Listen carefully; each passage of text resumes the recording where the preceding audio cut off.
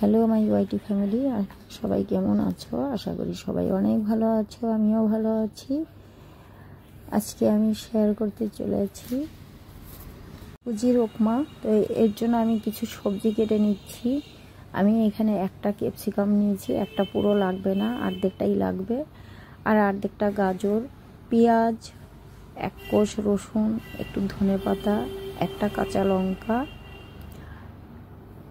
উপমাতে বেশি সবজি লাগে না, সবজি নিজের পছন্দ মতো দেওয়া যায়, তো গাজরটা দিলে ভালো লাগে। সবজি আমার কাটা হয়ে গেছে, এখন আমি রান্নাটা করে নিব। এখানে আমি 1 চামচ সাদা তেল দিয়েছি, 1 চামচ ঘি দিলাম। আর ঘি আর সাদা তেল গরম হয়ে যাওয়ার পর এখানে সরষে অ্যাড করলাম 1/2 টিস্পুন, 1 কোষ রসুন থেতো করে দিলাম, আর অর্ধেক পেঁয়াজ কুচি দেওয়ার পর ভালো মতো করে নেড়ে চেড়ে এখন আমি পরপর সবজিগুলো দিয়ে দিব। সবজি কম লাগে, বেশি লাগে না। তো বাচ্চারা যদি সবজি খেতে না চায়, এইভাবে সবজি খাওয়ানো যায় ওদেরকে। তো এখানে আমি গাজর অ্যাড করে দিলাম।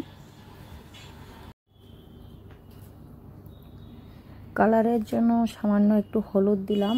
হলুদ অপশনাল, চাইলে তোমরা স্কিপ করতে পারো। তো আমি এটা কালারের জন্য আমি একটুখানি হলুদ ইউজ করেছি। তো যেটা বলছিলাম যে এই সবজিগুলো সেদ্ধ হতে টাইম লাগে, যেমন গাজরটা একটু বেশি টাইম লাগে, গাজরটা আমি আগে দিয়েছি। ক্যাপসিকাম বেশি টাইম লাগে না, এতে খুব বেশি সবজি লাগবে না। ক্যাপসিকামের জায়গায় তোমরা বিনস দিতে পারো, তো আমি বিনস অ্যাড করিনি, ক্যাপসিকামটাই দিয়েছি। আর কালারের জন্য একটু হলুদ, চাইলে তোমরা ফুড কালার ইউজ করতে পারো, আর যদি এটা না চাও স্কিপ করতে পারো কালার, আমি একটু দিলাম। তো দেওয়ার পর ভালো মতো করে নেড়ে ছেড়ে আমি একটা কাঁচা লঙ্কা কুচি দিলাম। এই কাঁচা লঙ্কাটা লাল হয়ে গেছে, লাল লঙ্কাটাই আমি কুচিয়ে অ্যাড করে দিয়েছি, খুব বেশি লাগে না। সবজি আমার ভাজা হয়ে গেছে। এখানে 1 কাপ সুজি নিয়েছি, সুজিটা এই সবজির সঙ্গে একটু হালকা করে ভেজে নিব। চাইলে তোমরা প্রথমেই ভাজতে পারো একটু ঘি বা তেল দিয়ে। তো শুরুতেই আমি ভাজিনি, আমি একবারই সবজির সঙ্গে ভাজা ভাজা করে নিচ্ছি। এটা একটু ভেজে নিলে খেতে ভালো লাগবে।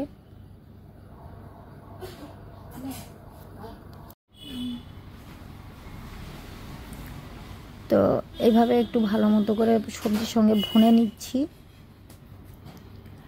ভুনা হয়ে গেছে, এখন আমি গরম জল অ্যাড করব। আমি 1 কাপ সুজির জন্য 2 কাপ গরম জল ইউজ করব। 2 কাপ জলেই এনাফ, এর বেশি জল লাগবে না, তাহলে হালুয়ার মতো হয়ে যাবে। আর উপমা হালুয়ার মতো হয়ে গেলে খেতে ভালো লাগে না, চামচ দিয়ে কেটে কেটে খেতে হয়, সেটা অতটা টেস্ট পাওয়া যায় না। যারা উপমা খেতে পছন্দ করো তারা তো জানো।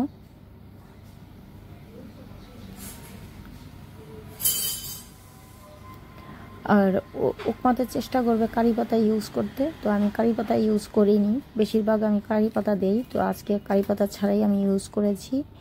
আর গোটা সর্ষে দিতে হয়েছে 1/2 টিস্পুন আমি সর্ষে ইউজ করেছি। এখানে সর্ষেটা দিতে লাগে। তো কারি পাতার জায়গাতে আমি ধনে পাতা ইউজ করছি। আজকে আমি ধনে পাতা দিয়ে এই উপমাটা রান্নাটা ফিনিশ করব। আর কারি পাতা দিতে হলে একদম শুরুতে দেবে, তেলের মধ্যে ভেজে নিবে কারি পাতাটা, কারি পাতার ফ্লেভার পাবে ভালো। তো এই যে ধনে পাতা দেওয়ার পরে ভালো মতো উপমার সঙ্গে মিশিয়ে আমি এটা নামিয়ে দিব।